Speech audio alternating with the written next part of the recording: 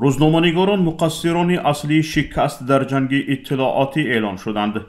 مسرور عبدالله‌زاده نماینده دستگاه اجرایی رئیس جمهور در شکست تاجیکستان در جنگ اطلاعاتی با قرقیزستان ژورنالیستان را گناهکار کرد. این هم در حالی است که روزنامه‌نگاران در روزهای نزاع با قرقیزستان از کمبودی اطلاعی رسمی شکایت داشتند و میگفتند مقامات از دادن کمترین اطلاع خودداری میکنند.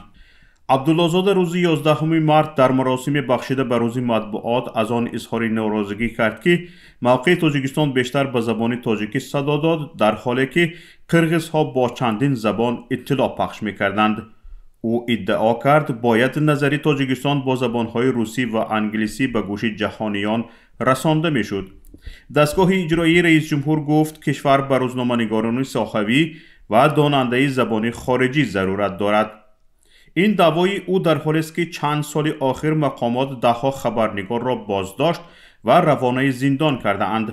دهها روزنامه‌نگار کسبی و به گفته این منصبدار داننده زبان خارجی با فرار از تعقیب ترک کشور کرده اند. در روزهای نزاع در مرز مقامات قرقیزستان تقریبا هر ساعت خبرنامه رسمی پخش می‌کردند.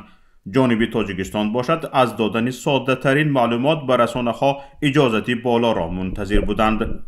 از جمله در نزاع آخری که روزهای 14-17 سپتامبر سال 2022 در مرز با قرقیزستان رخ داد و از دو طرف دهها کشته و زخمی به جای گذاشت، مقامات تاجیک بجز از چند اطلاعیه اداره مرزبانی چیزی نگفتند.